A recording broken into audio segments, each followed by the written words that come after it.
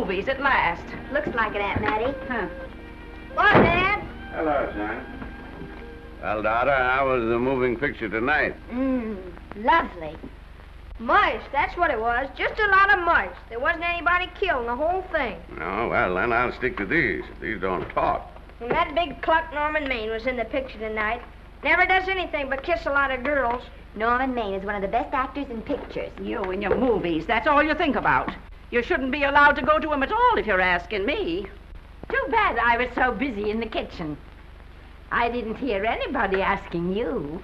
Hello, Granny. Hello, darling. But of course, no one ever listens to me. They do if they're within 10 miles of you. Gadding around picture shows. House all cluttered up with movie magazines. And the other day, I caught her talking to a horse with a Swedish accent. Now, sis, we're only young once, you know. Ah, Hollywood. You'd better be getting yourself a good husband and stop mooning about Hollywood. Do you know what she wants to do? She wants to go to Hollywood. I've known it all along. I've seen her making faces in the mirror and talking to herself. That's what comes of your movies. Why, what would you do if you did go to Hollywood? I'd be an actress. I would, I tell you. I've always known I could. Guys, wouldn't it be wonderful to have a movie star in the family? Oh, Miss Blodgett, may I have your autograph? You may not know it, Alec, but you're practically on your way to bed. Oh, Miss Blodgett, you're my favorite actress. Won't you tell me the secret of your success? Oh, let me alone. I asked her, what's come over you? I'll tell you what's come over her. She's just a silly little girl whose head has been turned by the movies. And the sooner she forgets the whole thing, the better off she'll be. Why will I be better off? What's wrong with wanting to get out and make something of myself? What do you do that's so much better? Just because you're satisfied to sit here all your life, you think you can laugh at me. Well, someday you won't laugh at me. I'm going out and have a real life. I'm going to be somebody. You know, if it was spring, I'd say give her a good dose of sulfur and molasses.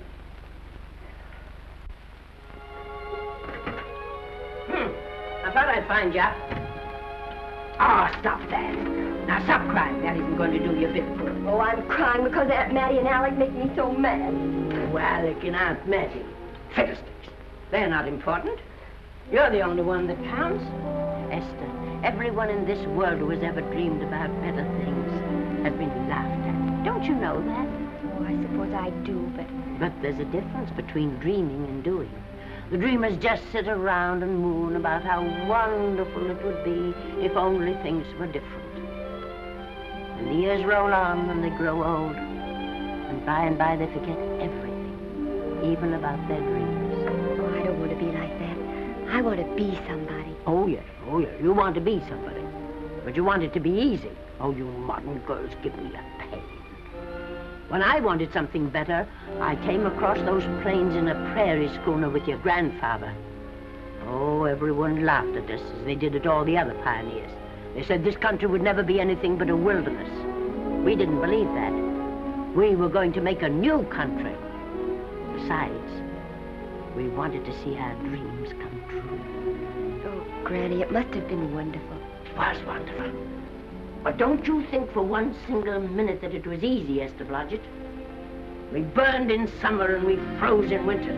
But we kept right on going and we didn't complain because we were doing what we wanted to do. Can you understand that? Yes, I can. Could you do it? Could you do it even if it broke your heart? Because remember, Esther, for every dream of yours you make come true, you'll pay the price in heartbreak. Oh, I know what I'm talking about. You may not believe it, but I was a young girl once. And a very pretty young girl. A lot prettier than you are. And I was in love with your grandfather. And when some Indian devil put a bullet through him, it felt as if it had gone right straight through my heart, too. But I remembered all he taught me, and I went right on. I buried him out there on that wilderness with my own hands. And I went right on that same day. And I kept right on going, even when your mother was born. Oh, Granny, I want to make it worthwhile.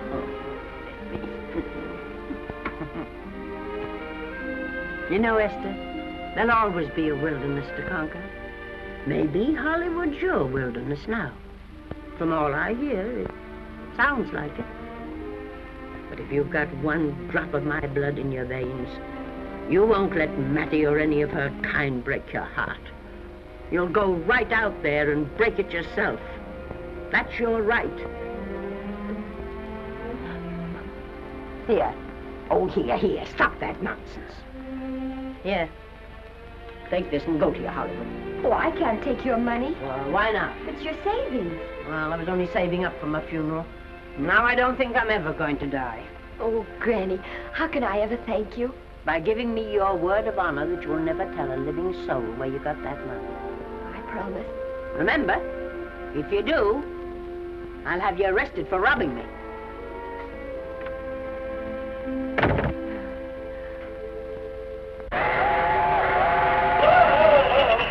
Here we are. Want something, Granny? Oh, I can make it, dear. Oh, man, it's cold. I kissed Dad goodbye. Just a little kiss. He didn't even wake up. I bet you didn't try that on your Aunt Mattie. Oh, Aunt Mattie. Think of her face when you tell her. I am thinking about it. I've waited for that chance for 30 years. There she is, girl. Oh, thank you, Kirby. Good, sir. Well, come on. Here's your prairie schooner.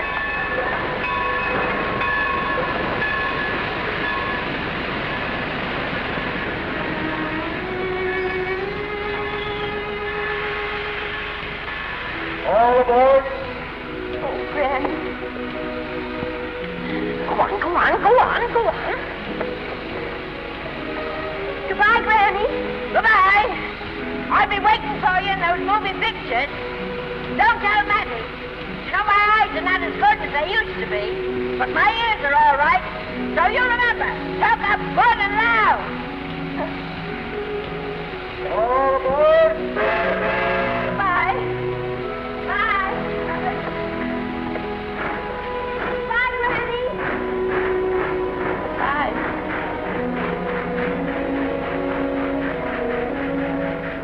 Do you want to go home now? I don't want to, but I will.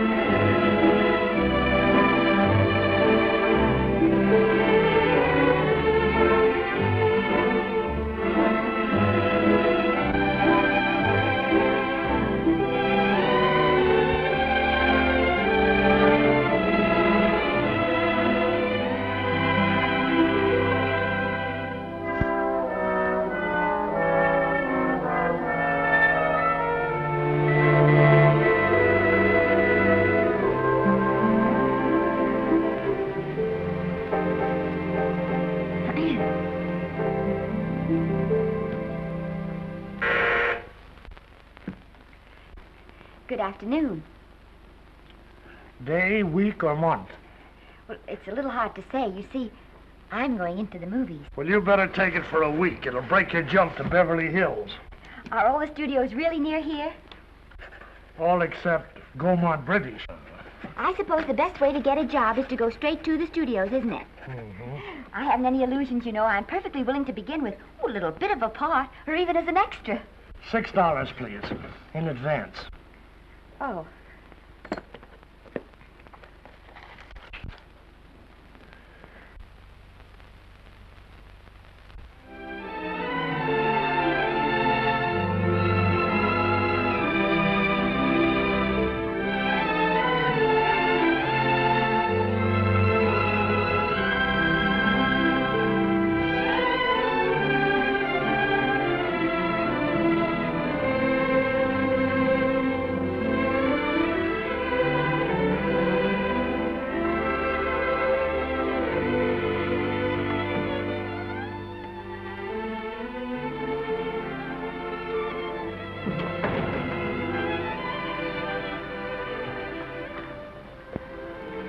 I beg your pardon. I'd like to register for extra work. How long have you been in Hollywood? Well, it's about a month now. We haven't put anyone on our books for over 2 years. Come here. I'd like to show you something.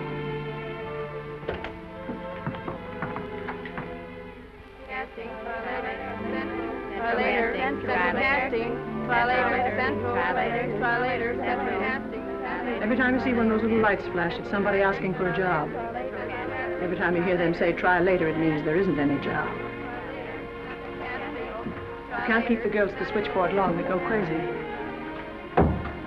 Every one of those little lights thought it was going to be a star. You still want to go in the movies?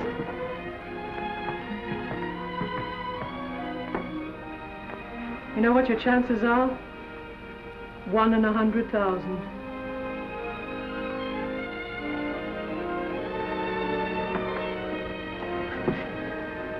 But maybe I'm that one.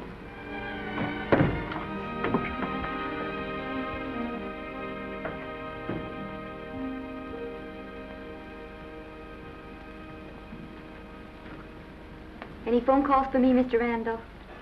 Oh, no. Jesse Lasky and Sammy Goldwyn must be writing letters instead.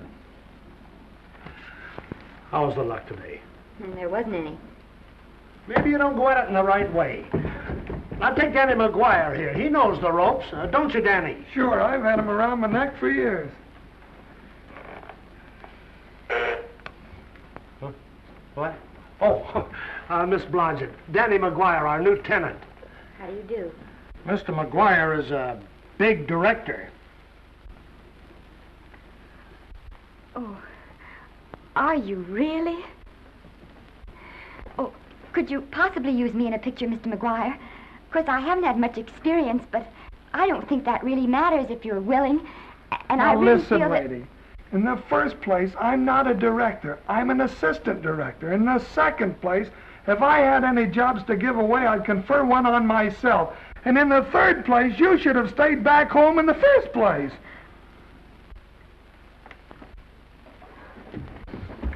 Oh, now look what you've done.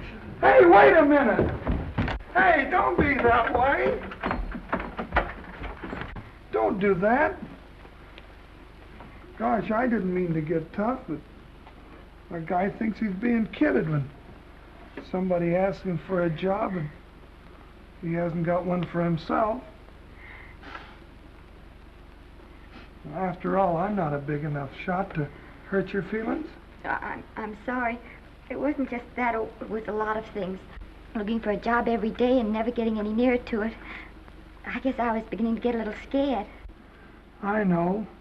Lady, do I know.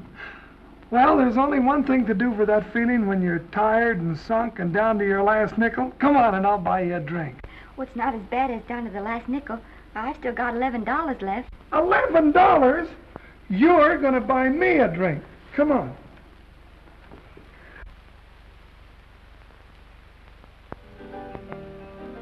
That's right, George. There's nothing like a little rum to take away that milk flavor.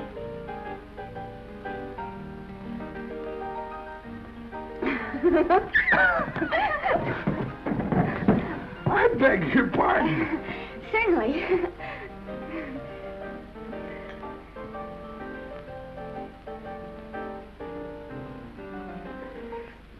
And when I sign my contract, the first thing I'm going to do is see that you direct every picture I'm in. That's my pal. Of course, I'm going to be perfectly nice about it, but I'll just insist. Now, that's the way to talk. Don't let them lick you. Oh, I should say they can't lick me. If they try anything like that, well, I just won't sign. Now, that's right. What have you got to lose? Another one of these and we'll open our own studio.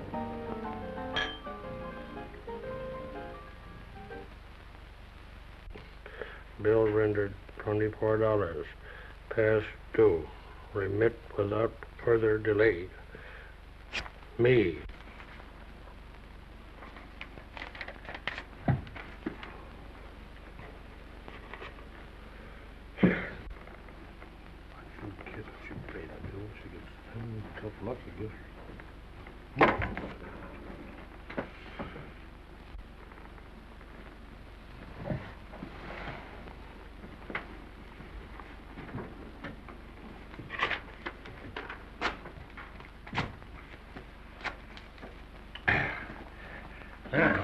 Fifth race. Tri-cap. Who's riding tri-cap?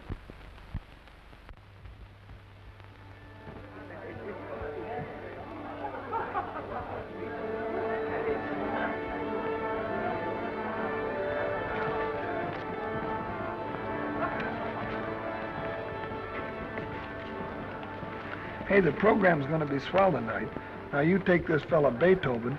I'm a pushover for him. And Chopin, well, he's not so dusty either. But I kind of wish that once in a while they'd play something you could sort of go out whistling, you know, like blood on the saddle, blood on. Well, there's a tune. Hey, why don't you throw your hat in the air or something, can't you? This is a celebration. My job starts tomorrow. I know it does, and I think it's swell, Danny. Gee, I wish you were in on it, too. But, oh, no, it would have to be a war picture. One of those big novelty numbers, a war picture without any beautiful women at the front. Oh, well, something will happen soon. Maybe.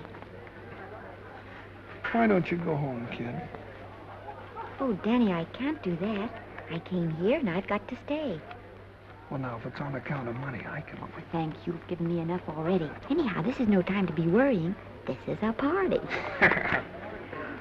Look at all the people. Everybody in the world. Look. That's Norman Maine.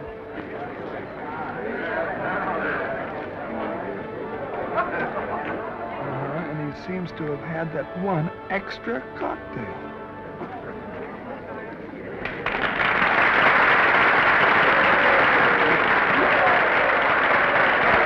Oh, thank you. Sit down, you dope. That's for the orchestra leader.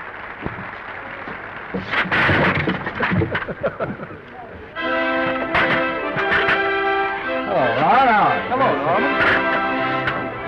Oh, Mr. Mr. Maine, put your arm around Miss Regis. Otto, this is a Hollywood bowl. Oh, afraid of crowds. Go on, get out of here. What's the matter? You getting too big to bother with photographers? Don't want any pictures taken now.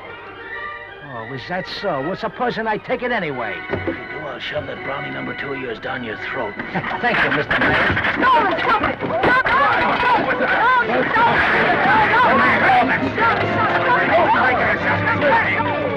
Take it easy, Mr. Mayor. Just calm down. Normie, come back and sit down. Everybody's laughing at you.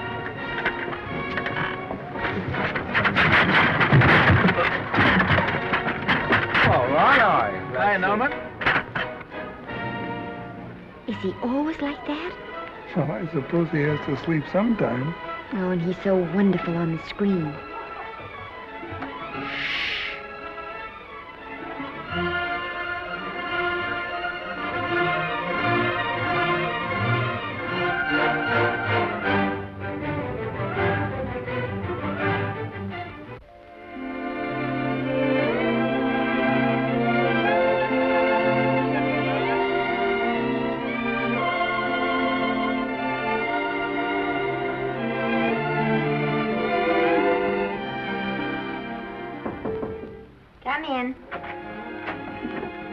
Danny, what's the matter?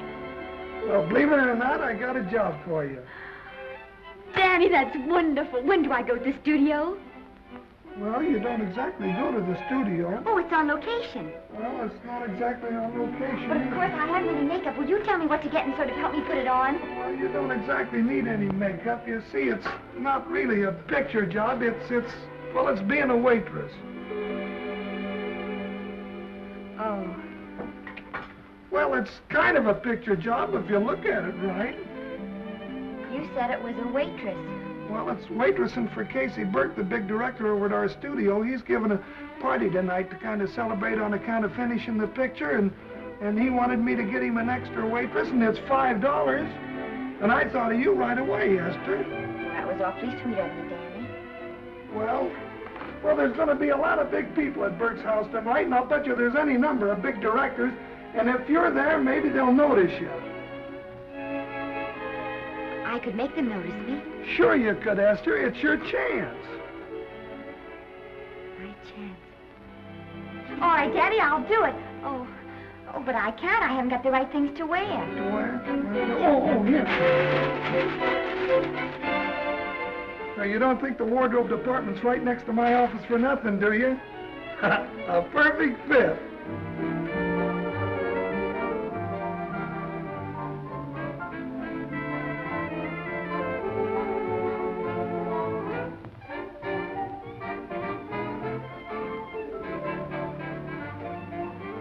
Did you get to the preview last night? I did. Would you like a little hors d'oeuvre? They are very nice. Oh, thanks. Well, what did you think of the picture?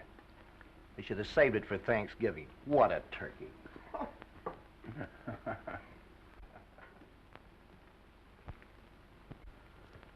Will you have some hors d'oeuvre? You do like hors d'oeuvre, don't you? I don't think there's anything so enjoyable as hors d'oeuvre before supper, and these are rarely delightful.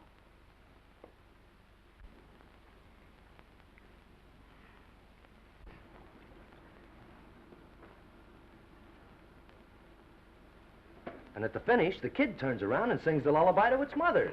Pardon the big boys, but would you like a little hors d'oeuvre? They say they're the best in town. Don't tell me. I know. Mae West. That's a great twist. But where are you going to find a 2-month-old baby that can sing? Hello, Oliver. Oh, hello, Casey. You want to fire me now or wait till you see the picture? I'm not a director anymore. I'm a male nurse. What's the matter with the picture? Guy by the name of Norman May. His work is beginning to interfere with his drinking. Oliver, don't tell me I'm to direct his next picture, too. Mm-hmm. You were my favorite producer. Now, wait a minute. You just go right on with your directing. I'll take care of these stars. I know how to handle them. I had a serious talk with Norman after that Hollywood boat occurrence, and you don't have to worry any more about his behavior. Excuse me, Mr. Niles. Mr. Libby of your publicity department is on the telephone. He says it's most important, sir. It's about Mr. Maine. Thank you. Oh, it's probably just some little thing. Mm-hmm. Of course, Oliver. I'll turn on the radio and see if they've called out the National Guard yet. Hello, Libby. What's the good word? Mr. Norman Maine, America's Prince Charming, was apprehended driving an ambulance down Wilshire Boulevard with a siren going full blast. He explained he was a tree surgeon on a maternity case. Well, will it be in the papers? No, it won't be in the papers. But that's a nice, expensive hobby of yours, keeping Mr. Maine's informal entertainments out of the public press. Oh, that's fine work, Libby. Try and see that no one gets to Norman. He's probably home sleeping it off. Oliver. Yeah. Why can't you forget those dopes at the studio for one night? Business, business all the time. I don't know what's going to become of you. Norman! Why didn't you call for me? Oh, by darling, why didn't I call for you? In case you've forgotten, I was supposed to come here with you. Oh, that's all right. I got here without any trouble. The only reason I don't slap your face. Yes, darling, I know. Hello, John. Oh, hello, man. Well, what's the matter with Oliver? He looks as if he'd had bad news. Hello, Mary. What's the matter, old boy? Maybe I'm wrong. I guess I've been drinking too much lately. Oh, you ought to cut it down. It's bad stuff. Scotch and soda. Come on. The word, you know, is pronounced when. Bad dialogue, Oliver. I'd rather not watch this. You know best. Soda. Thank you. Oh. Go ahead and say it. I've got it coming to me. Don't make it tougher on me, Norman. I don't want to stand here and preach, but take a look at my side of it. I'm trying to make pictures with you. I know. Costs are going up and the grosses are going down. No, it isn't that. I've made lots of money with you, and I can afford to take a loss. But I hate to see you going the way of so many others. Why don't you get Lloyd's to insure you against me? You can't get insurance against a man forgetting who he is. You're a great star, Norman, but there's nobody so big that he can afford to have people refuse to work with him. Who doesn't want to work with me? You... Quiet. Listen, I know plenty of people who do. Yes, and so do I. But your real friends can't stand seeing you start to fall apart. What do you mean by that? The first signs are always the same. Not being able to remember your lines. Cameraman struggling to cover your hangovers. And all because you have to have a good time. Every day and every night. Listen, I've warned you for a long time, Okay, Norman. Oliver, you're a swell guy. You won't lose any money on me. I'll promise you that. I'll be ready for the curtains when the time comes. When it does, here's my epitaph. And now I think I'll have a little drink. Scotch and soda.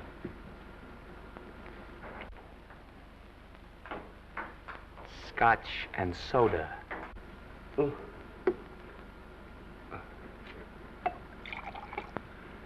Come on.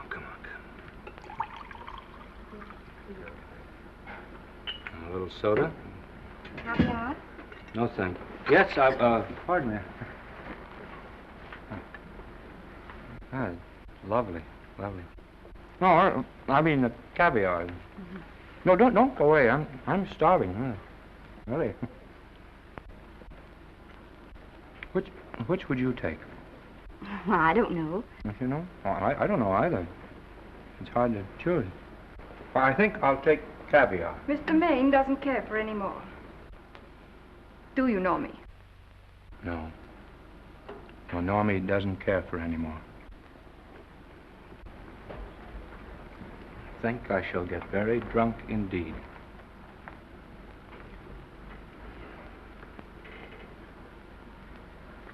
Scotch and soda. Sorry, I have something.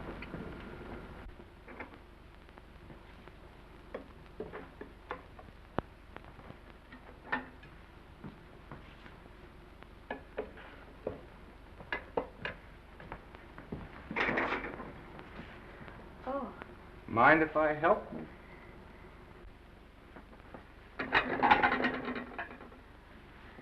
Won't they miss you? Oh, no. They'll just look under the table, and when they see I'm not there, they'll forget the whole matter. Hey, what's your name? Esther Blodgett. My name's Maine. I know. You do? Ah. What's so funny? I was just thinking about all your fans and how surprised they'd be to see you here helping me put plates away. Oh, they don't know my finer side. They'd be pretty envious of me, meeting you this way in person. Oh, how do you do? Well, tell me, are you disappointed? Yes. Now you've done it. Oh, never mind that. That makes the room look lived in. Tell me, why are you disappointed? I was sitting behind you at the Hollywood Bowl the night you didn't want to be photographed. Yeah. I'm told I crept into many a heart that night. Oh, I can never explain this. You know, you have very pretty hair. You better get out of here. And a sensitive mouth. And a charming little Precisely why are you here instead of with the rest of the guests? I'm just trying to be helpful. I see. Are you sure there's no other attraction? Well, it might be that my old mania for putting plates away is coming back on me. It's rather odd. I always know where I can find you if there's a pretty girl around. It's not only odd, it's embarrassing. You're being deliberately insulting, Norman. I put up with this for long enough. Dear, don't lose your temper. Remember, we must try to keep the voice low. I know you'll excuse us if we go on with our work.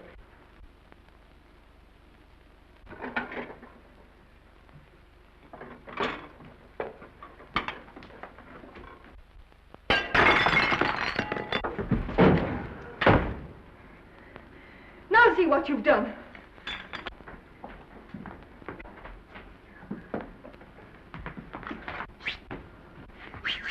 Come here. Help me up. Are you hurt? No more than usual. Come on, the wolves are on us. We gotta get out of here. Oh, I can't. The dishes aren't finished. Oh, yes, they are.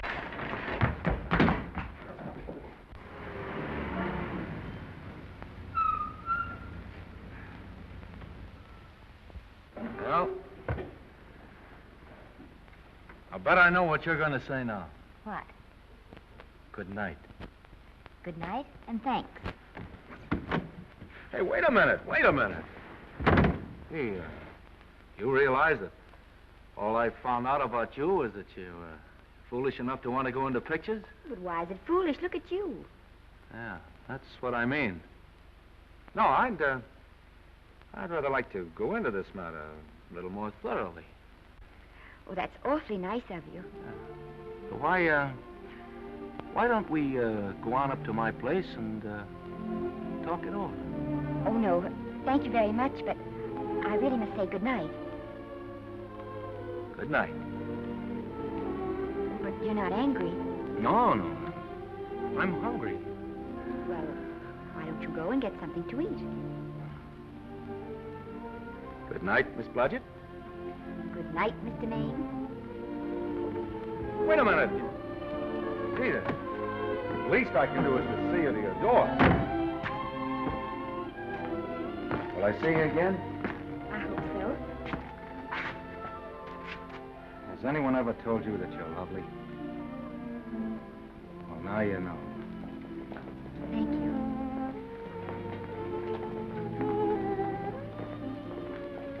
This is hard to say, but I want to say it anyway. You know, on the screen, I'm a, you know, in private life, I'm a, you know. But whatever I do, I still respect lovely things. And you're lovely. You understand? Yes, I think I do. And it isn't that bump on the head that's doing this. Well, I'm glad.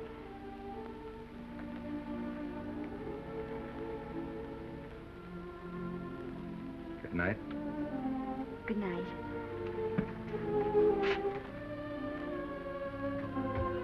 Hey! You mind if I take just one more look?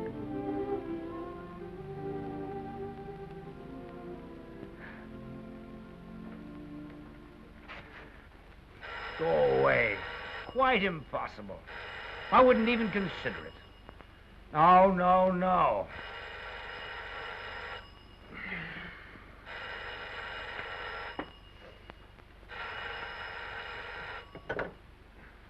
Hello? Who is it? Who? Norman? What have you done now? You're not in jail, are you? Oh. Yes, I see. Oh, it's that again. I see. She's beautiful. Yeah, I know. You want me to give her a screen test? Yeah, certainly. She's got wonderful possibilities. Oh, you know she's got something. Well, you knew all the other ones had something, too. Oh, no. I tell you, Oliver, she's got that sincerity and honestness and a... sincerity and honestness that makes great actresses. Oliver, I am so sure of this girl that I want to take the test with her myself. Listen, Oliver, you've worked hard. You're entitled to a break. You get...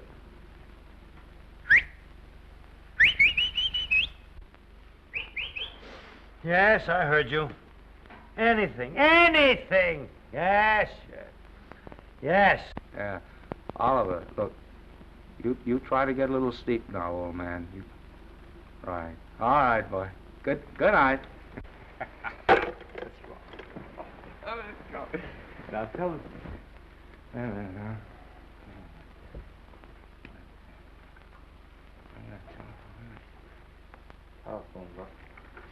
Telephone book.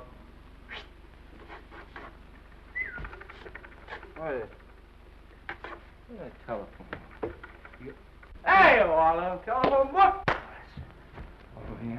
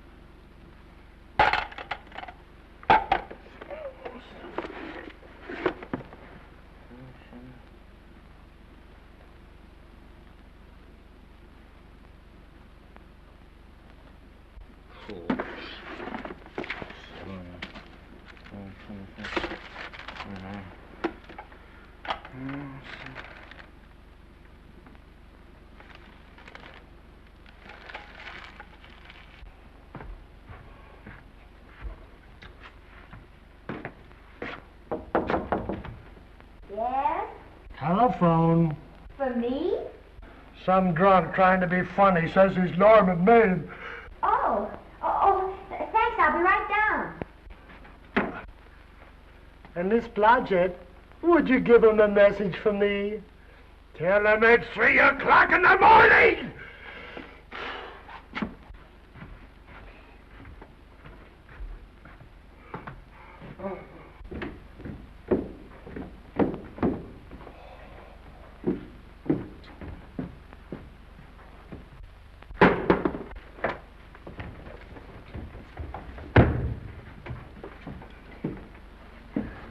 Hello? What?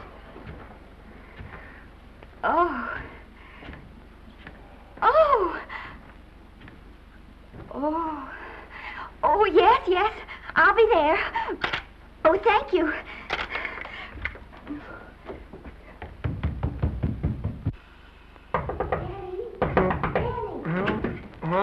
Daddy, what do you think? I'm going to take a test tomorrow, and Norman Main's helping me do it. I'm taking one, too. Garble's assisting me.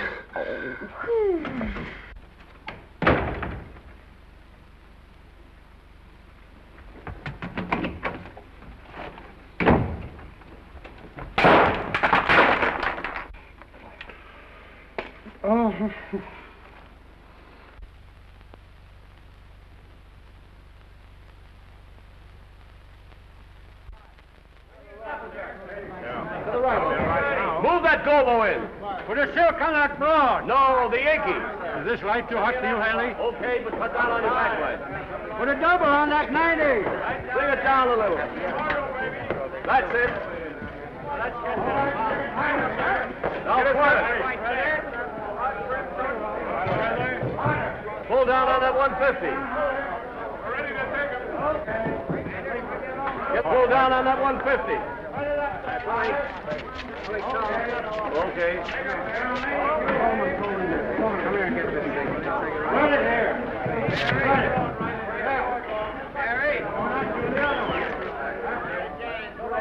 Bring me an apple box. Listen, gentlemen, please, if you don't mind. This is just a test. Ready, Mr. Burke? All ready, Mr. Burke. Ready, Mr. Burke? Ready now, Mr. Burke. All ready, Mr. Burke. Ready now, Mr. Burke. All ready, Mr. Burke? We're ready, Mr. Burke.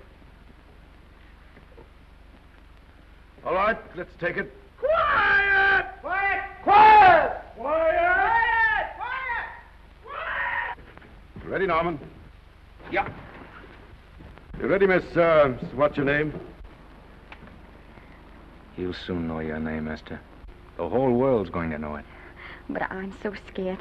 Maybe I better not try it today. Oh, come on, now don't be foolish. They all had to go through this. Harlow, Lombard, Myrna Loy, and now Esther Blodgett. All right. I'm ready. This is the take. Rolling. Quiet. Hey!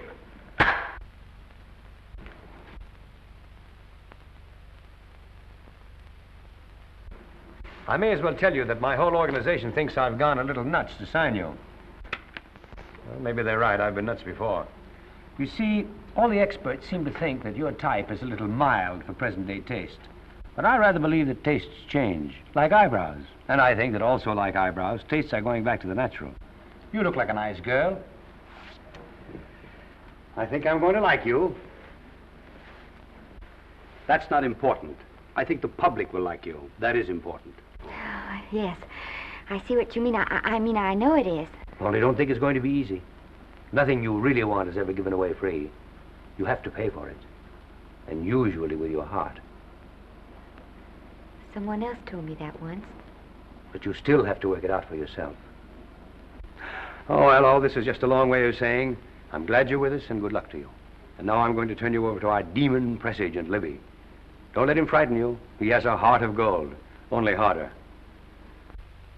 And for the love of Pete, learn to close your mouth and keep it closed, even in your love scenes.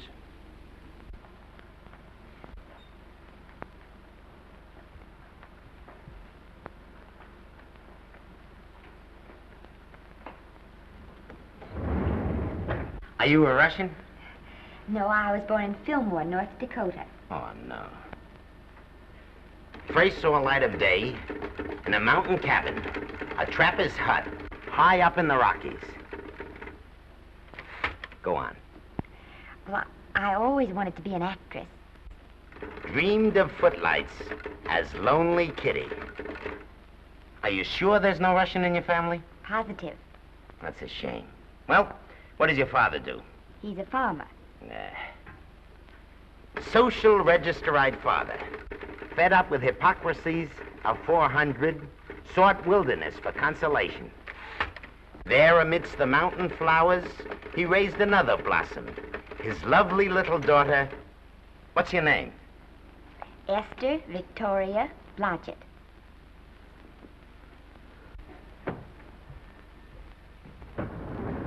Greatly appreciating your attention in this matter, very truly. Do you know what her name is? Esther Victoria Blodgett. Hey, we'll have to do something about that right away. Esther Victoria Blodgett. Well, that Blodgett's definitely out. Let's see, Esther Victoria, Vicky. How about Vicky? Oh, I think that's terribly cute. Let's see, Vicky. Vicky what? Vicky, pronounced Vicky. See, Esther, Besta, Sesta, Desta, Festa. Oh, that's very pretty. Jester, Hester, Desta, Lester. Vicky Lester. Oh, I like that. Say it. Vicky Lester. Say it again. Vicky Lester. Say it again. Vicky Lester. Say it. Vicky Lester. Say Vicky Lester. Vicky Lester. Vicky Lester. Vicky Lester. Vicky Lester. Flash! Oliver Nile Studio discovers new starlet, a Cinderella of the Rockies. Her name is Vicky Lester. Those who have peeked tell me she couldn't be more Devine. The face of an angel and such natural talents. Her voice is a symphony. Her very walk, they tell me, is enough to drive men mad. Not that way. Get the lead out of your feet. Lift them up.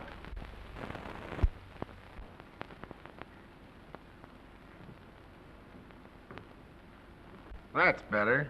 It's terrible, but it's better. The quality of mercy is not strained. It droppeth as the gentle rain from heaven. Cease. Through the mouth, my child, through the mouth. The nose is for smelling roses. Proceed. Does she have to look surprised all the time?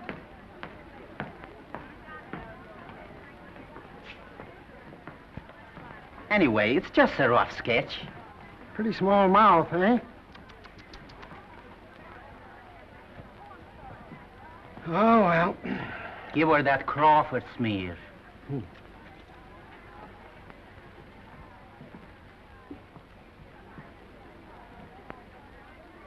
This'll give her that Dietrich. Yeah.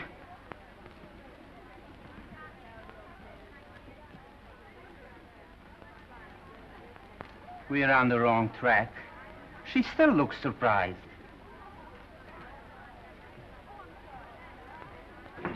Listen, dress people. We're shooting on the set this morning, not in the commissary. Now, come on, snap into it. Acme Trucking Company? No, Mr. Smith is not in.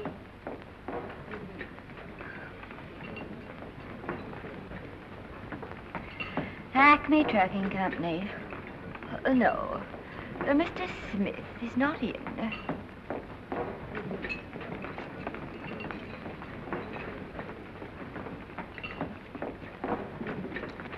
Good morning. What can I bring you, Mr. Maine? That just shows how long you've been here.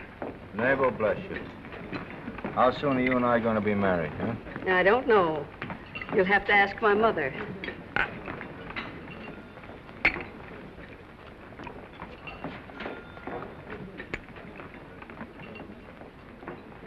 Acme Trucking Company? No, Mr. Smythe is not in. Acme Trucking Company? No, Mr. Smith is not in. Acme? No, Smith ain't in.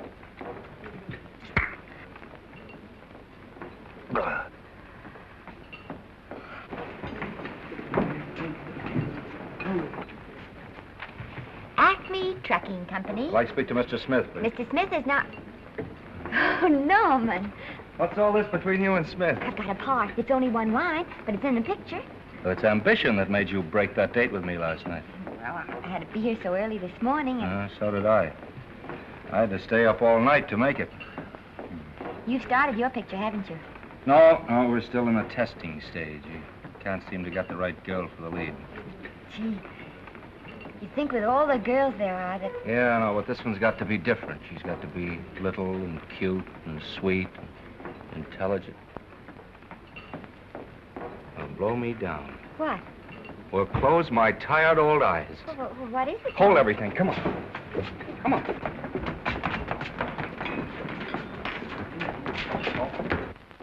Well, you've been through the whole casting directory. I'll work day and night, Mr. Niles. And I'll work with her, Oliver. And I can be mean or nasty or anything you want, Mr. Niles. If she clicks, Oliver, you've got a star overnight.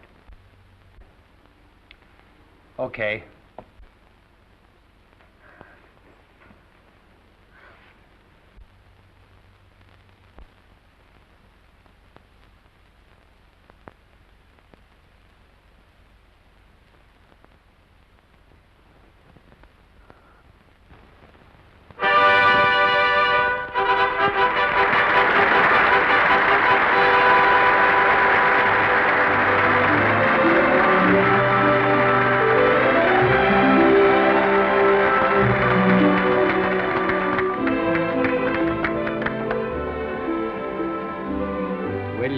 The end of the picture.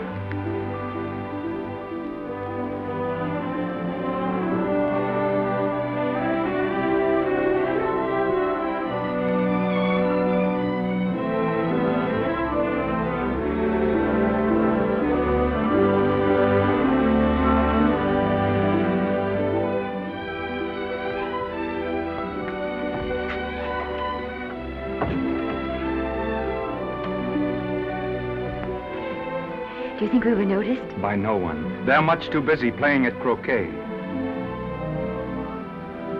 I've loved you all my life. But we only met 2 days ago. That's when my life began.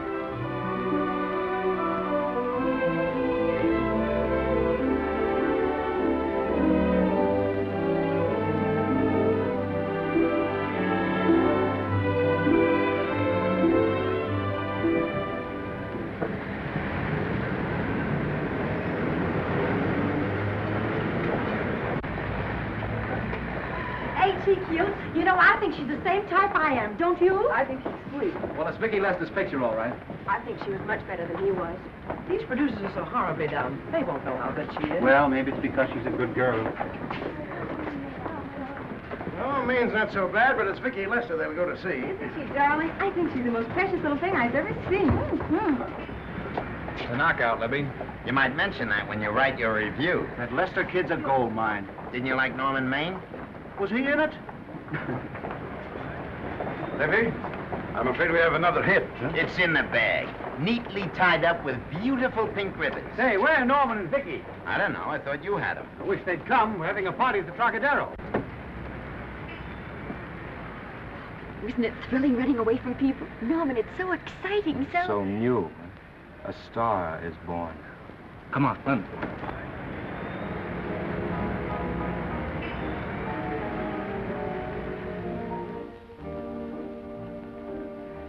It's wonderful, isn't it?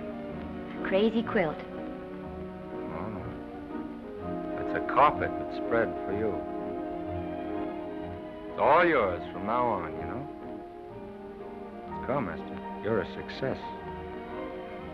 You'll have everything in the world you want. I hope it'll make you happy. Hasn't it you?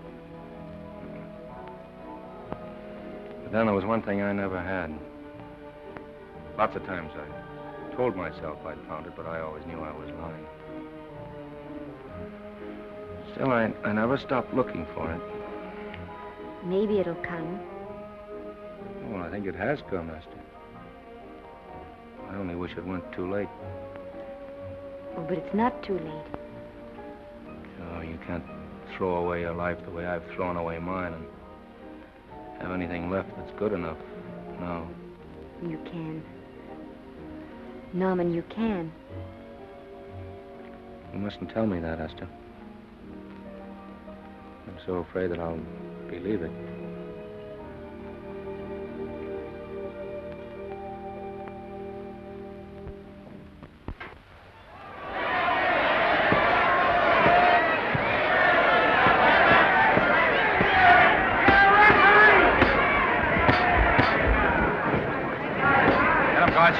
Shoot your right. Swell, isn't it? Lovely. What's Garcia getting? Can't you hear me, Garcia? Shoot your right!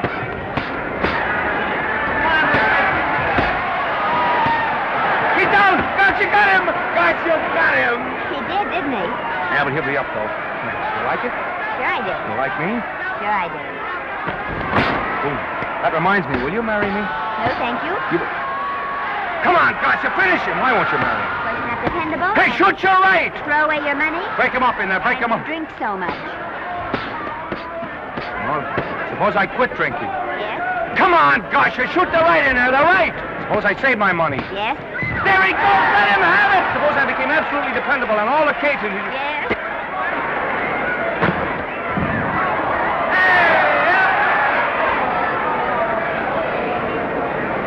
Hey, Garcia, he's got him!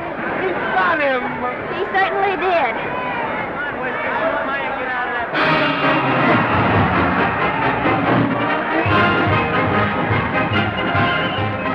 Gee, that was a beautiful fight. Norman. What, dear? Oh, that for me if I said I'd marry you? No, certainly not. I was just supposing.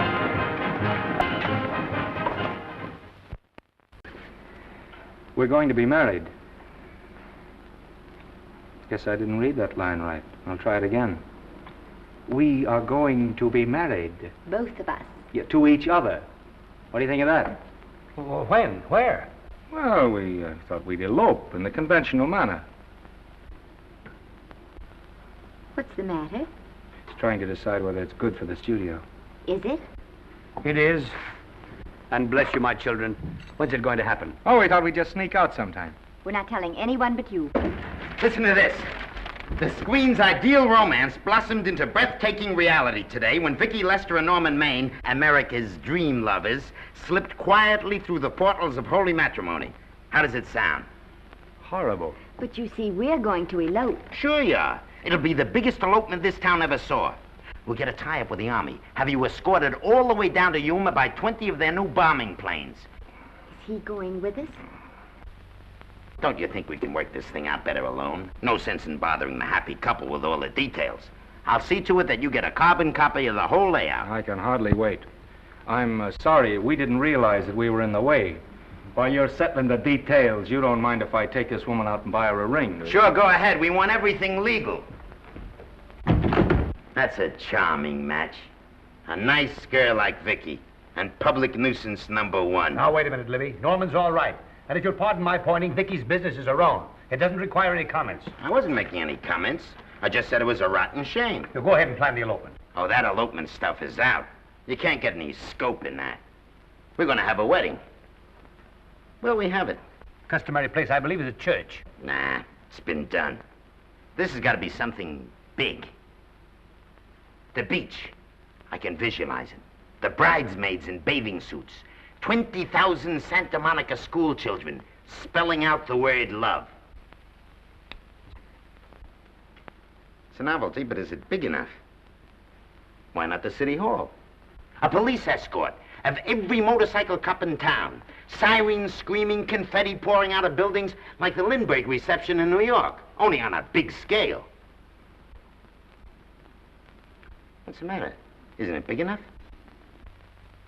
And now if any man can show just cause why these two may not be lawfully joined together, let him now speak, or else hereafter forever hold his peace. Do you, Alfred Henkel, take this woman as your lawful wedded wife? Will you love, comfort, honor, and keep her in sickness and health as long as you both shall live? I will. Do you, I beg your pardon. Do you, Esther Blodgett, take this man as your lawful wedded husband? Will you obey, serve, love, honor, and keep him in sickness and health as long as you both shall live? I will. Place the ring on her finger. Hurry, please. Now, by virtues of the power invested in me as Justice of the Peace of San Bardo Township, County of Los Angeles, I pronounce you man and wife.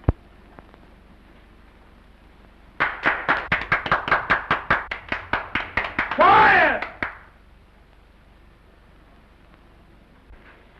And now I must exercise my prerogative of office. I hope you'll be very happy, Mrs. Henkel. Thank you. Thank you, sir. Oh, Thank you Danny. very much. Now, if you'll please sign the license. Oh, yeah. You know, Mrs. Henkel, I can't help but believe I've seen you somewhere before. Oh, really? Well, I believe this is the first time I've ever been in San Bardo. You know, your face is familiar, too, Really? Mr. Henkel. There you are, sir. Thank you very much. Oh, thank you, sir. Thank you. Goodbye. Goodbye. See you again. Yes, goodbye. No, I don't mean I'll see. No. Yeah, I think you got by with it. But it was close. That JP was just beginning to remember where he'd seen us. Well, anyway, we got away from Libby. Hello, Toots.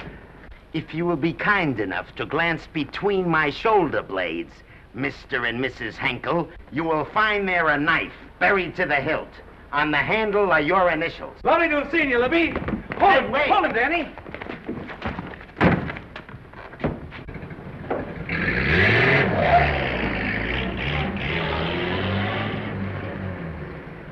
There go a couple of rats I raised from mice. Well, they got a right to get married, haven't they? I haven't got any right to double-cross the public, and I haven't done it yet. Hey! People versus Porky Washington, who is charged with violating Section 600. Young man, you're in contempt of court. Operator, get me the Los Angeles Tribune. I've a good mind to put you under arrest. Wait till I make the score. You wait, too. Tribune, give me the city desk. Johnny, this is Matt Libby. I got a flash for you. Norman Maine and Vicky Lester were married at 2:30 this afternoon. Vicky Lester? Court recess.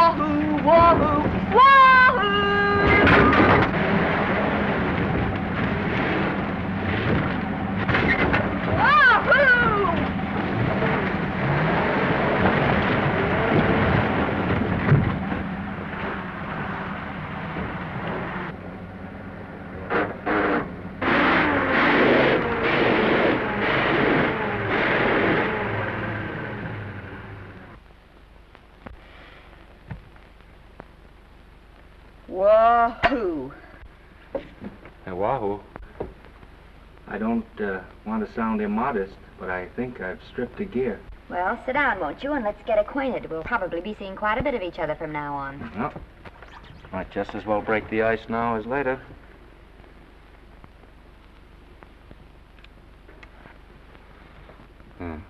Now we're old friends. Say, have I got time for a shower before dinner? Plenty, if you can find the shower. I never can remember where that thing is. Does it pull out or slide under? Here, I think I can find it. No, it's the linen closet. Here it is. Nice work. Oh, half the time those things are just luck. I'll see if I can disinfect this steak.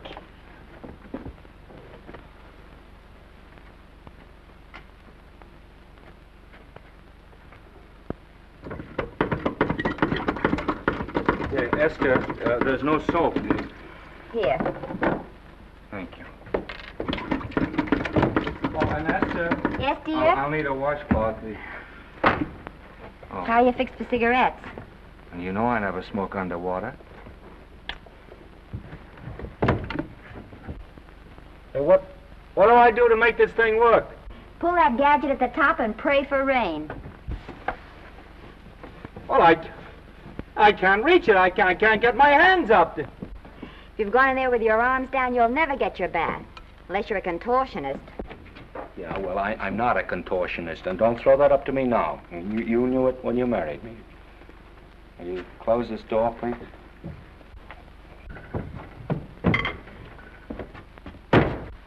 Thank you.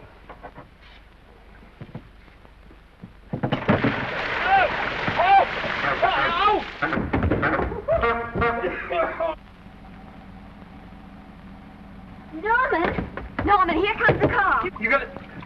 Huh? Here, quick. Quick what? Quick, go out and stop them and ask for help. Oh, I'll catch cold. Oh, you'll get warm again. Yeah, I don't. Dear, they'll recognize me. Now, you keep your face down. Go on. There may not be another car for a week. Well, howdy, partner. Howdy. Stuck? Yeah, how'd you guess it? Can you get us some help? Well, I reckon not. You know, it's a long way to town. We're pretty busy down at the place. Well, I gotta get out of here. I've got my wife with me. Doesn't she like the country? No, and we're short of food. There's a lot of game in them woods. Well, my wife can't shoot. Well, you're sure up against it. Sorry I can't do anything for you. Well, wait, listen, I'll be frank with you. I'm Norman Maine. Who? Norman Maine. Well, my name's Judd Baker. Glad to have met you. Well, so long. Hey, wait a minute. Listen, you don't... So you're Norman Maine.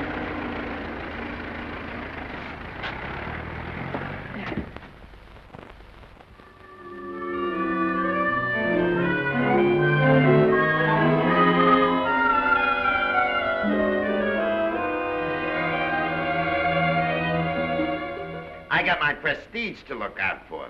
I'm supposed to be the best publicity man in the racket, and they laugh themselves sick when I even try to get a decent mention of Maine. Yes, I know how sensitive you are, Libby, and I don't like to see your feelings hurt. Thanks, boss. Now, Vicky, there's a dish for free space. But if Maine swam across the Pacific, the papers would keep it a secret. Well, the exhibitors don't like him, the critics don't like him, the public don't like him, and I don't like him. Who likes him?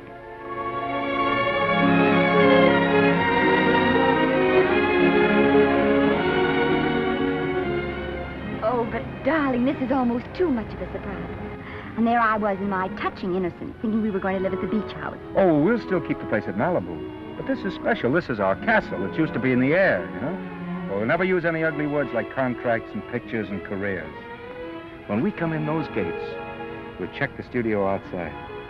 Come on, I got another little surprise for you.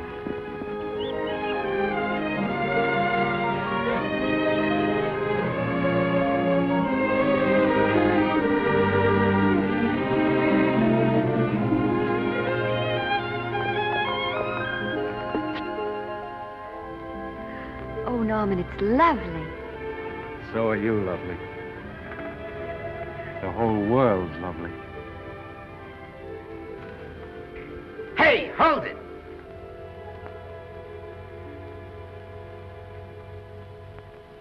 That's it. Caption: Their honeymoon never ends. All right, let's get some pictures. Now, if the bride will sit here and the groom stand behind her, we'll have something unique. Now let's go after something different. You sit down and she'll stand up. Pretty radical, isn't it? Yeah, but in a nice way. Okay, Otto, fire. Caption, their honeymoon begins anew. Ah, the producer. Caption, their honeymoon ceases abruptly. Hello, Oliver, glad to see you. No, I'm glad you're back. Thank you. Vicky, how well you're looking. Hello, Oliver. Am I interrupting? Yes, thank you. Just want a couple more pictures. That's enough of both of them. What they're asking for is exclusives of Miss Lester. Alone. Oh, I see. Well, come on, Oliver, let you and me get exclusive. See you later, Vicky. Oh, don't worry, Otto. My camera smashing days are over. They ain't your only days that are over. Oh, hold that, Miss Lester. Gorgeous. Well, Oliver, how's the dividend situation? Very pleasant. I think we'll show $2 million on the next quarter. Oh, good. Smart move of mine to sell my stock, eh? Oh, well, when you need money, you need it. Well, some people save up for just such an event. You know, there's bound to be a rainy day occasionally. Yeah, but as a citizen of California, I've always refused to admit that. Yes, I know, but still it does rain. Well, anyway, you can thank me for some of those dividends of yours. Mm-hmm. Oh, can't you? Oh, sure, sure. That was a little too quick, Oliver.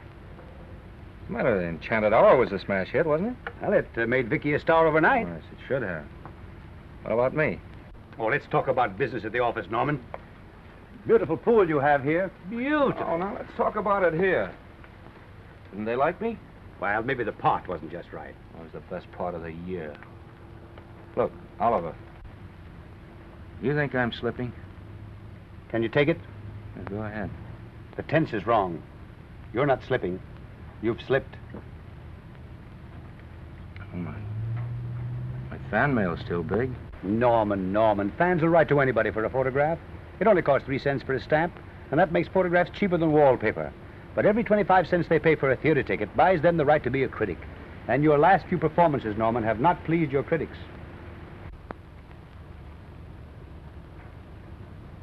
You remember I told you I'd be ready for the curtains when the time came? Here it is. Let's call off the contract, no hard feelings. We're not quitting, either of us. There's no explaining these things. We've all seen how the public turns. Maybe we can turn them back. I've got a swell script lined up for you. About Esther. If you think that I'm going to get in her way... Well, as a matter of fact, as it happens, there's no part in this story for her. I'd more or less planned to star her in a picture of her own, with that young Pemberton opposite her. He's coming along nicely. Good for young Pemberton. All right, Oliver. We'll make a try at it. Let's hope it's not too late.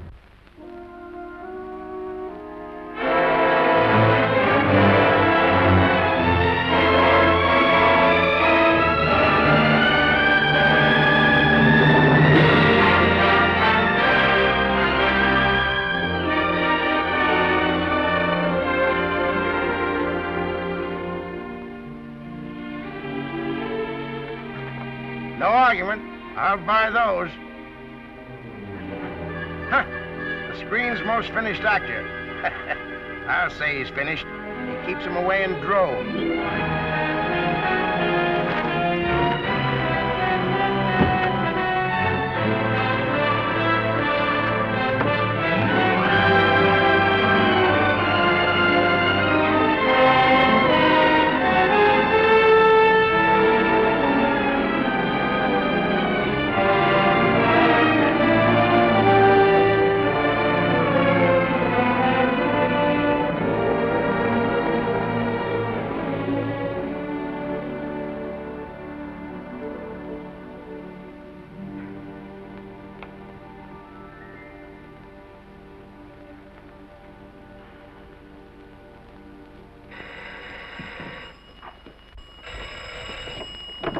Hello?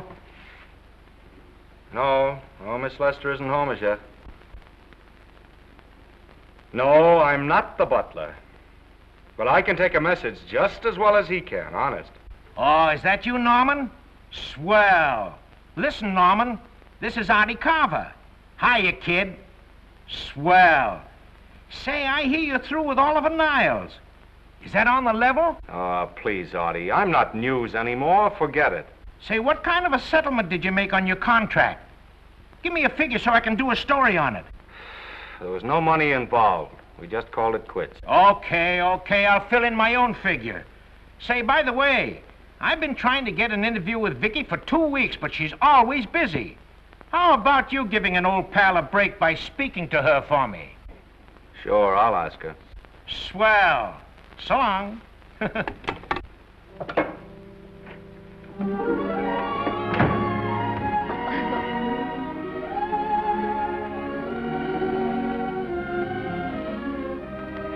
I didn't mean to be late, darling, but Casey wanted All me... right.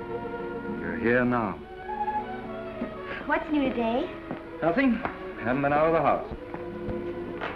Let's go somewhere tonight. No, you're tired. We'll stay in. I'm not tired, really. Oh, yes, you are. You've got a hard day ahead of you. Anyway, I see so little of you, I'd like to have you to myself. Oh, but it's the servants' night out. We haven't any Yes, we dinner have. ready. I fixed a little snack with my own lily white hands. I'm learning to cook in my spare time. Then I think I'll marry you. Oh, I get it. You want to make an honest cook of me.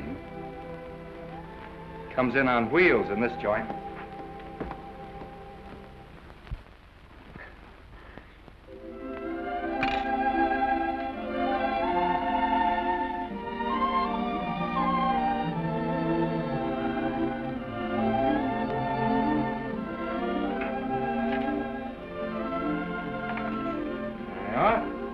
How's it look? Wonderful.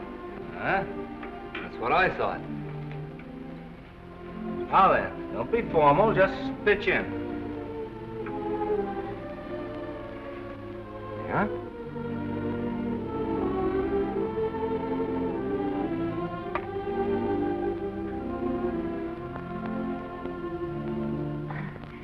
I'm afraid my mouth's not quite big enough. I'll measure it next time and make them to size. A little hard to lift, too.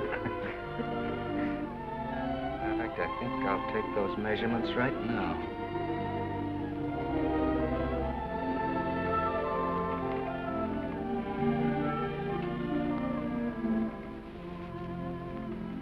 And that's what I wait for. All day. That's why I rush home without even changing my costume.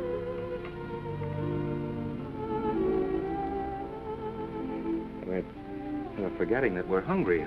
Would you like a sandwich? Thank you. I still have a little work on this one.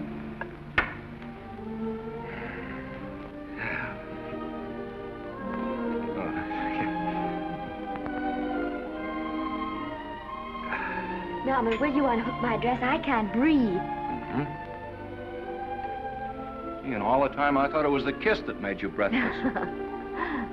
A lot of hooks, hmm? Uh-huh. Why don't you have a zipper? That's a good idea.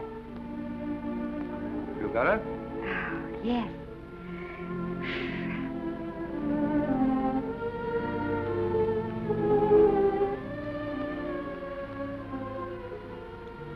Don't look now, but I think that guy on your left is in love with you. I hope so.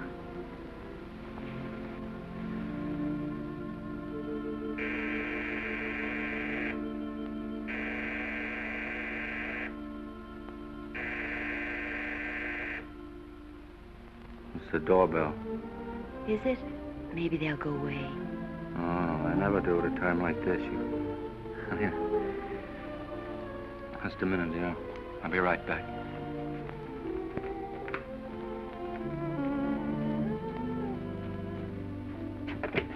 Does Vicky Lester live here? Yes. I got a package for her. I'll sign for it. Who are you? I'm her husband. Oh, sure. Sign right here, Mr. Lester.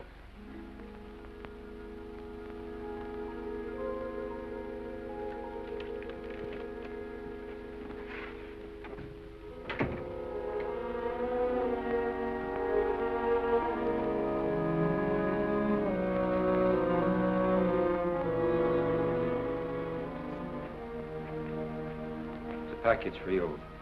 Oh, by the way, I forgot to tell you, they want you for a benefit to Shrine Auditorium next Wednesday night. I told them I'd ask you. And, Oh, darling, I don't want to hear about that now. Well, you better wait till I finish before I forget them all. The Academy dinner secretary phoned. She wants to know if you want a table reserved for you. Oh, yes, Artie Carver called and asked if I'd use my influence with you to get him an interview. I told him I'd try. That was all, I think. Oh, Norman, let's don't talk about those things now. We're forgetting the wonderful food you prepared. Well, I'm not very hungry now. I think I'll fix me a little drink. But, Norm...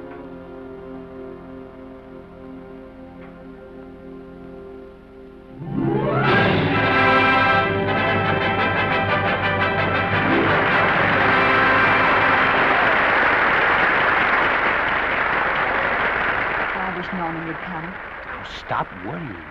And think how nice that statuette is going to look on your mantelpiece. Do you suppose anything's happened to him? But of course not. He's just been held up in traffic. You think about that statuette. And now we arrive at the climax of the annual dinner of the Academy of Motion Picture Arts and Sciences, the highest award within our power to bestow. We have already applauded with our hearts as well as our hands, while awards have been given those gentlemen who during the past year have rendered distinguished service to the motion picture industry. We now pay honor to the ladies, or rather to one lady. We offer to her the Academy Award for the finest performance of the past year. She has already had the world's acclaim, but this is the tribute of her fellow workers, the men and women of this industry. It is not only my pleasure, but my privilege to present this award to the actress who created the unforgettable Anna in Dream Without End, Miss Vicki Lester.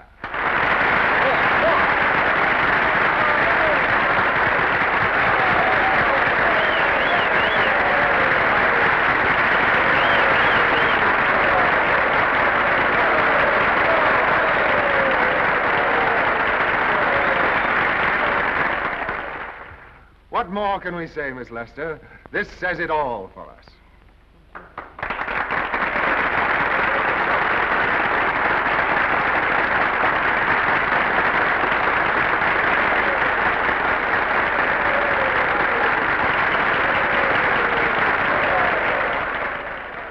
Ladies and gentlemen, when something like this happens to you, and you try to tell how you feel about it, you find that out of all the words in the world, there are only two that really mean anything.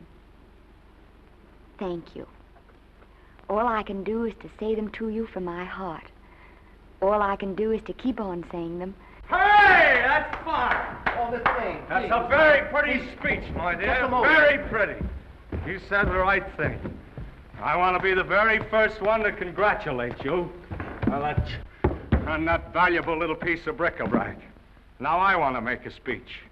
Gentlemen of the Academy and fellow suckers, I got one of those once for a best performance. They don't mean a thing. People get them every year. What I want's a special award, something nobody else can get. I want a statue for the worst performance of the year. In fact, I want 3 statues for the 3 worst performances of the year, because I've earned them. And every single one of you that saw those last masterpieces of mine knows that I've earned them. Libby, start the music. What I'm here to find out is, do I get them or do I get them? Now answer yes or no.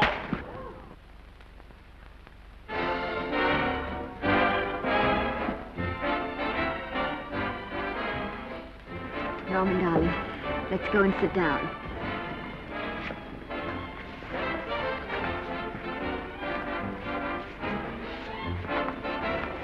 Come on, Owen, sit with us. Glad to see you, Norman. Hello, Norman.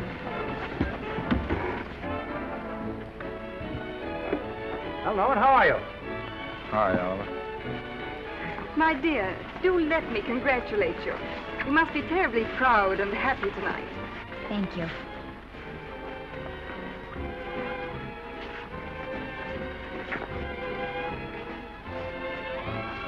Somebody give me a drink.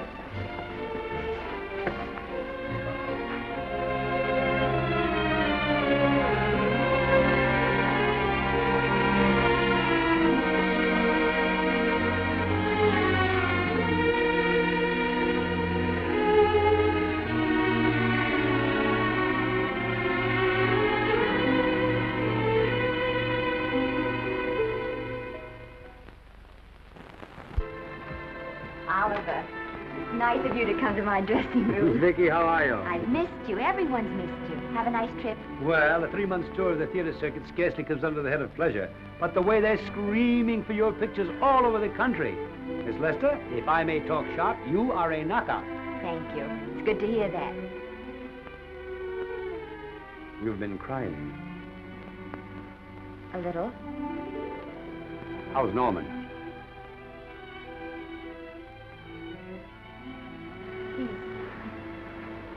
Well, he's trying awfully hard, Oliver. Letting Norman leave this studio was the hardest thing I ever did. There was nothing else I could do. I know. Has he been... Is he all right? He's gone to a sanitarium. He really wants to stop drinking. And I think he could, only... Well, perhaps if he could start working again, there would be some encouragement. Oh, Oliver, could you do that? Yes. Oh, thank you. But he mustn't ever know I told you. He won't know, and you mustn't worry. I want you to keep up your good work in this picture. I'll try, Oliver. That's the one thing I can do for you.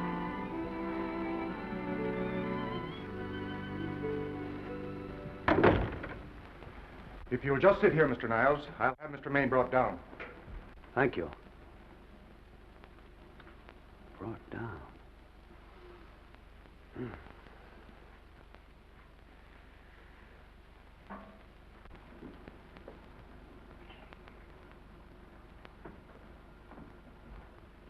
Hello, Oliver. Welcome to Liberty Hall. Hello, Norman. Well, no, Mr. Niles isn't slipping me a case of scotch, Cuddles. This is just a handshake. This is Cuddles, Oliver, my social secretary. We go everywhere together. How are you feeling, Norman? Fine. Getting along remarkably well, Cuddles tells me. He says you ought to see some of the boys. Let's sit down. Yeah. Cuddles, we really don't need you. Touching, isn't it? Can't bear to have me out of his sight. Are you comfortable here, Norman? Comfortable. It's positively luxurious. They even have iron bars in the windows to keep out the draft. How much longer are you going to be here? Oh, well, I'm really cured now. I'm just staying on for an extra week or two to get in good shape, you know. After all, there's no particular hurry to return to the cameras. That's what I wanted to talk to you about. I've got a script with a fine part for you in it. Gee, Oliver, that's great. That's great. Who plays opposite me? Well, it is not exactly the lead. Young Pemberton's doing that. But I tell you frankly, I consider your part better than the lead. Oh, I see. It's better than the lead. Well, of course, it isn't terribly long. But it's one of those parts that makes an impression on you. They'll be thinking about you all through the picture. Mm-hmm. Well, the thing is, Oliver, I'm pretty well set at another studio. I'm not at liberty at the moment to tell you which one. You know yourself how those things are. Of course. But it's a big picture. He's one of the biggest of the year. Mm-hmm. And the part. Every actor in Hollywood would give his teeth to play it. See. Well, that's fine, Norman. Naturally, that will tie you up for a while. But we won't get to this picture for some time. And perhaps, if you want to consider it for later on, well, we'll be... I'll tell you, Oliver, you'd better not count on me. See, I've got several pictures lined up after this one, and they're talking to me about England. You know, they're doing some very interesting things over there, you know. Mm-hmm. Hey. What is it, Cuddle? Speak right out. We all love you. Your dinner. Oh, yeah, we dine at 5:30 here. Makes the nights longer. Well, goodbye, Norman. I'm glad to see you getting along so well. I'll be out in no time. I'll have to introduce myself all over to a lot of people. They won't know me when I'm not drinking. Goodbye. Goodbye, Norman. Thanks for dropping in. That's fine. Yeah. Well, Cuddles? Alone at last, eh?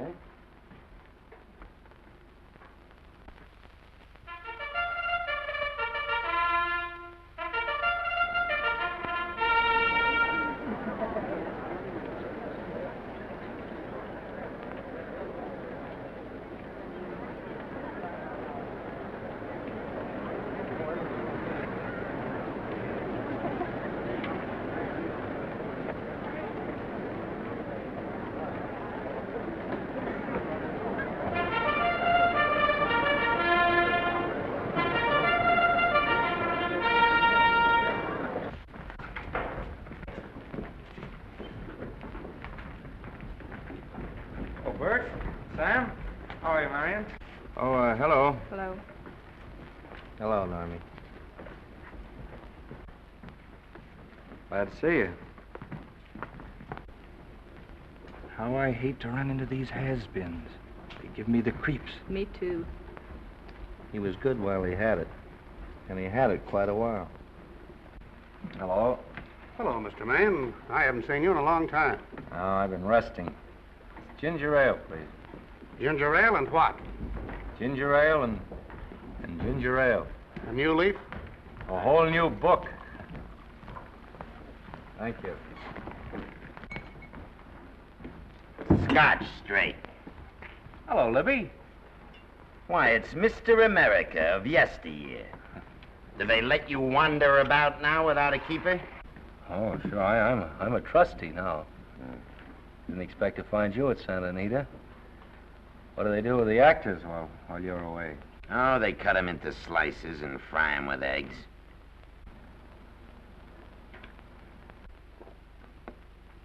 I suppose you'll be here all the time, now that you've retired from the hurly-burly of the silver screen.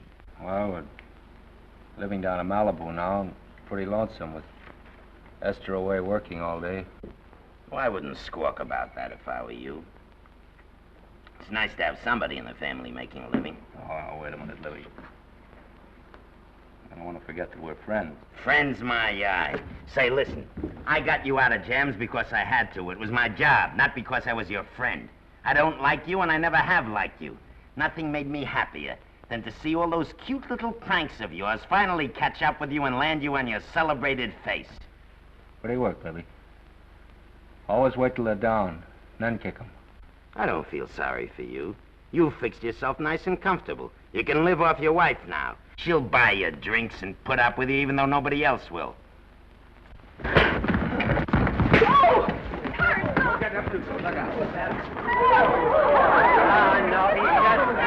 drunk again. Yeah, come on, drunk. Hey, wait a minute. Come on outside for you, wise guy. I'm Norman Maine. Well, that's not my fault. Oh, don't bother to toss him out.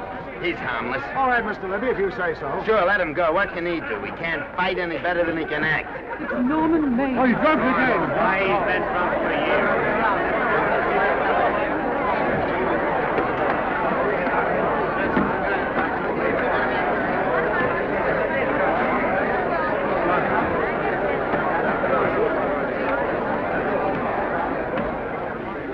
Give me a scotch. Double. Leave the bottle here.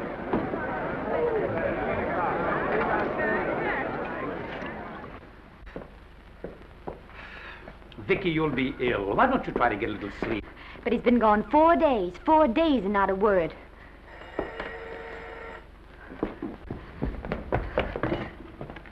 Oliver, I can't. I just can't. Hello? No, this is Oliver Niles speaking. What? Where? Thank you. What is it? Nothing. Oliver, tell me. He's in the night court. He's been arrested on a drunk charge. Now, he's all right. He isn't hurt. I'm going right down and get him out. I'm going with you. Vicky, it isn't any place for you, and if it gets in the papers, What there'll do be... I care about the papers? I'm going with you.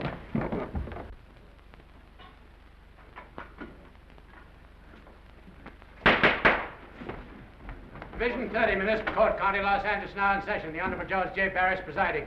Be seated, please. Were you able to do anything? Judge wouldn't even see me. Ready, Your Honor.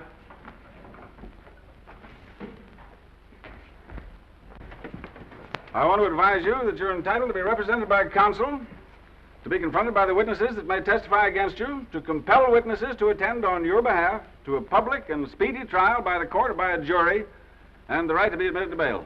Call the first five. Gregory, Hales, Kane, Rodriguez, Johnson. Come on, boys, step in. Go ahead. Move along.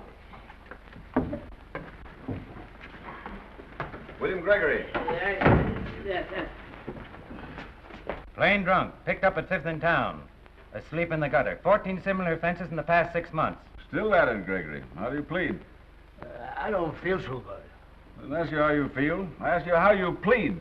Guilty, I guess. When did you get out the last time? Just before Christmas. Well, I'm sorry you'll have to miss New Year's, but you'll be out in time for Washington's birthday, 60 days. Milton Rails. Plain drunk, picked up on Brooklyn Avenue, given treatment at receiving hospital, then removed to jail. How old are you, Rails? 17, sir. Did you take a good look at those men in the cell with you last night? Yes, sir. And have you taken a good look at yourself this morning? Oh, no, sir. Well, I suggest that you do. $5 or 2 days. Sentence suspended. Oh, Judge, Alfred Henkel, more commonly known as Norman Maine. Drunk and disorderly. Cracked car into tree at Sunset and Coronado. Evidently been drinking for days. Resisted arrest and injured one of the arresting officers. How do you plead? Guilty. You're Norman Maine, the actor, aren't you? You've come pretty low, haven't you?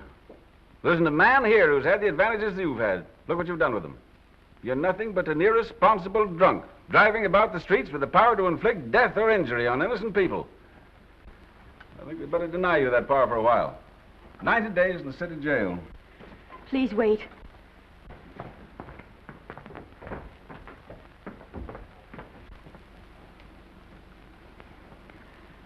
I'm his wife. Yes, I recognize you, Miss Lester. Please, Judge. I promise you this won't happen again. I'll be responsible for him. If you just won't send him there. You realize that this man, when drunk, is obviously a menace to public safety? And you realize, too, Miss Lester, the responsibility you'll be assuming to this court and to the Commonwealth. I do. Sentence suspended. Prisoner remanded to custody wife. Thank you.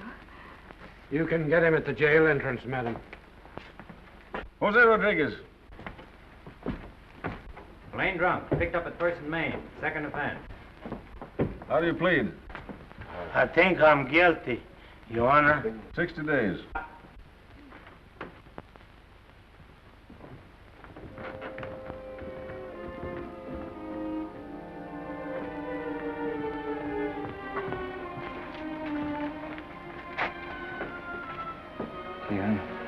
I'm so tired. Hold it, Mr. Maine, for picture. Oh, no. What about a statement for the press? Oh, no, please.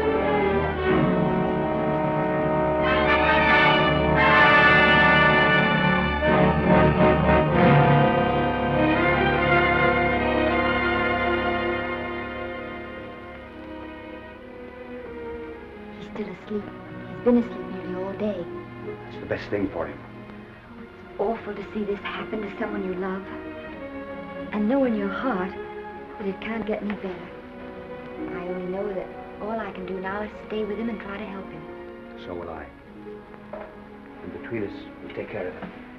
You're very fond of him, aren't you, Oliver? And I'm very fond of both of them. Then I know you'll understand what I have to tell you. And after what happened last night, I think you already know what it is. I can't do any more pictures. I'm going away for good with Norman. But you can't do that, Vicky.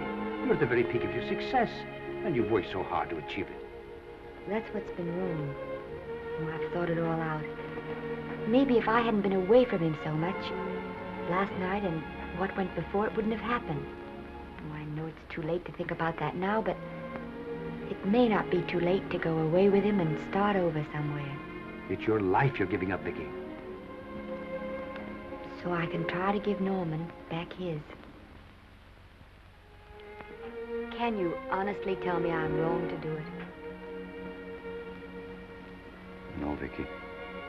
I cannot honestly tell you that. Then there'll be no more Vicky Lester.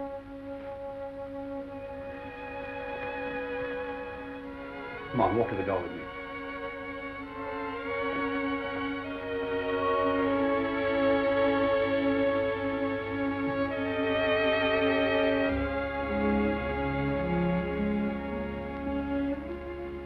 Goodbye, Vicky Lester. You were a grand girl. Good luck, Mrs. Norman Maine.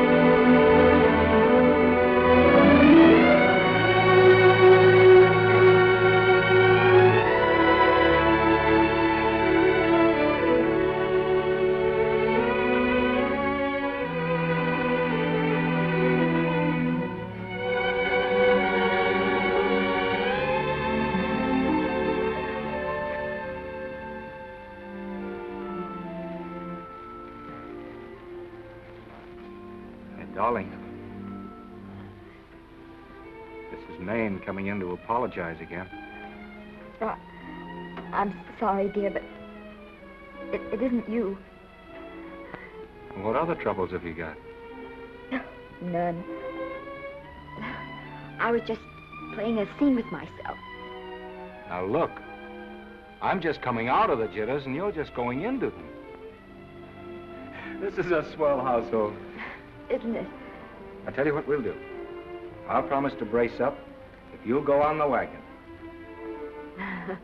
I guess I have been drinking too much. You know what I'm going to do? I'm going to be an athlete. You mean with great big muscles and everything? Well, roughly speaking. Gonna join the YMCA? It costs too much. I'm going wading out in our front yard. Now? Sure. Would you like me to go with you? Sure, if you'd like to. No, me. I don't think I will. It might spoil this beautiful, natural wave. Yeah, I guess that's right. But, darling, look, could you have a hot toddy, some hot soup for me when I come back? Some hot soup? Yeah, and I'll make some of those nice sandwiches. Norman, do you have to?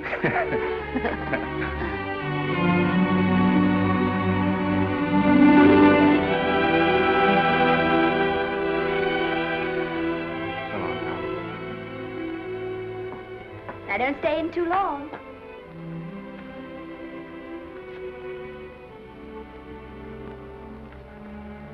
Hey! You mind if I take just one more look?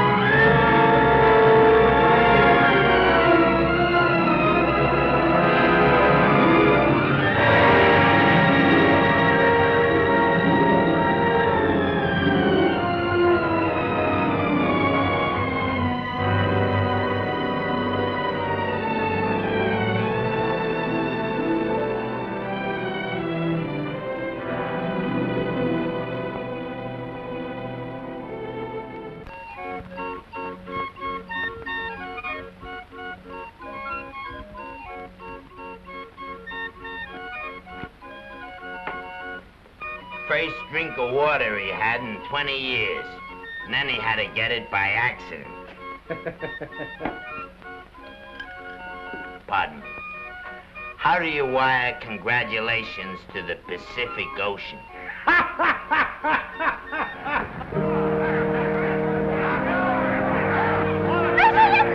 Oh, you can't see her face. Hello, Vicky.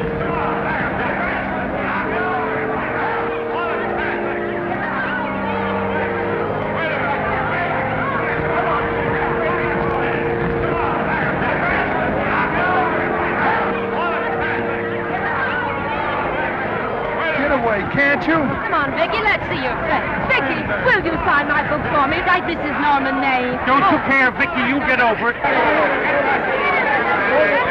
Stand back, can't you? Don't you cry, dearie. He wasn't so much.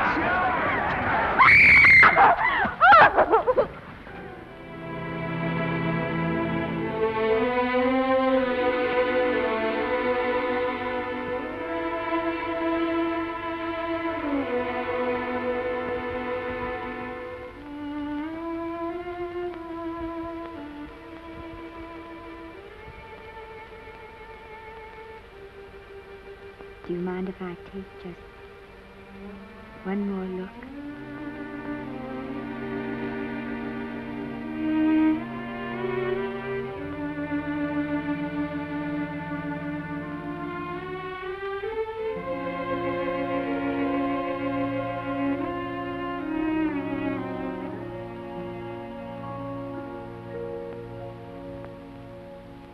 Here are the paychecks for the servants' graves. You'll find a very nice bonus in each one. Miss Lester asked me to thank you for your kindness and service. If there's anything I can do for the little lady, I should be glad to do it. She would appreciate your attending to the closing of the Beverly Hills house. Put down those trunks. Put it down, I say. Well, where is she?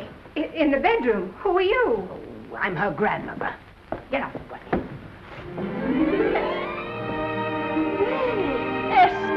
Granny, darling. Oh, I'm so glad to see you. What made you come? Oh, I know when I'm needed. Now get out of here. Go on, get out of here, all of you. I want to talk to my granddaughter alone. I came just as quickly as I could. But I'm going home. I sent you a wire yesterday.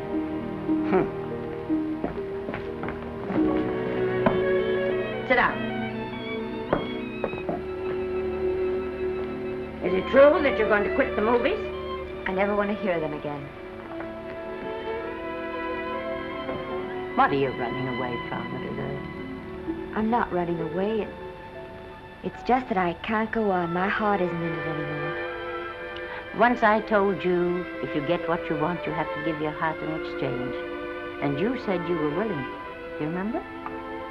I remember. It seems to me that you got more than you bargained for. More fame, more success, even more personal happiness. Maybe more unhappiness. But you did make a bargain. And now you're whining over it. I don't think I'd feel so very proud of myself if I were you, Esther. I'm not, Granny. But my mind's made up. Oh, then I'm sorry I gave you the money to come out here. It was just wasted. Oh, but Granny... I was proud of you, Esther. I was proud to be the grandmother of Vicky Lester. It gave me something to live for. Now I haven't anything. I know. Oh, I want to be strong, but I can't go on. I can't. You must. Tragedy is the test of courage. If you can meet it bravely, it will leave you bigger than it found you. If not, then you'll have to live all your life with a coward. Because no matter where you may run, you can never run away from yourself. I never knew Norman Maine. He wrote me a very sweet letter when you were married. He said you told him how much I meant to you. And I know just how much you must have meant to him. You know, Esther, I can't believe that wherever he is, he can be very happy, knowing that his death broke the spirit of the little girl he praised me so highly for raising. And I can't believe that he can be very proud, knowing that all his great love did for you was to make you a quitter. The car is ready, Miss Lester. We'll have to go now to make the train.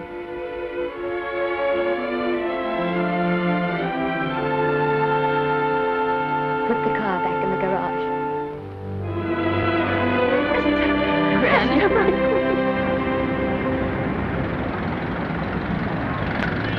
The entire picture industry has come to the Chinese theater for this opening tonight.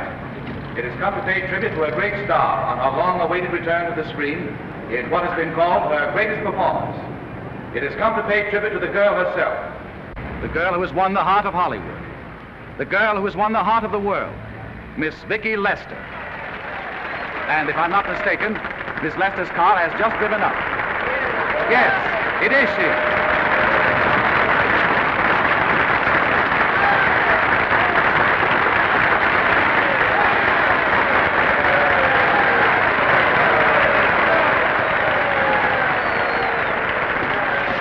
This doesn't scare you too much. I scare very slowly, young man. Six smile, folks, please.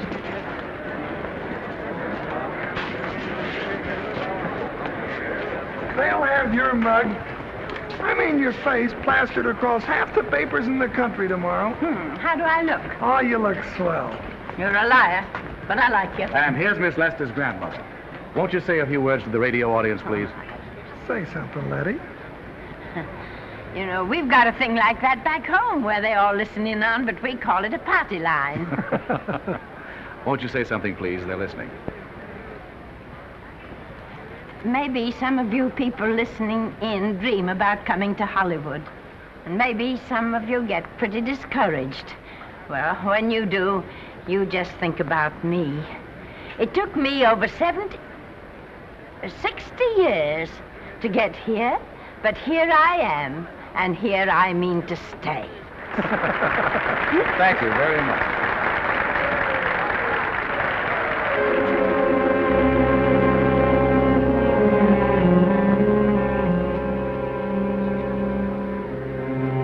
Miss Lester.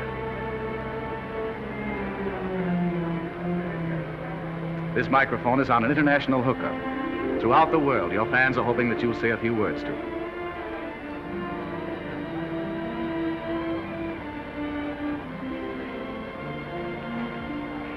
Hello, everybody.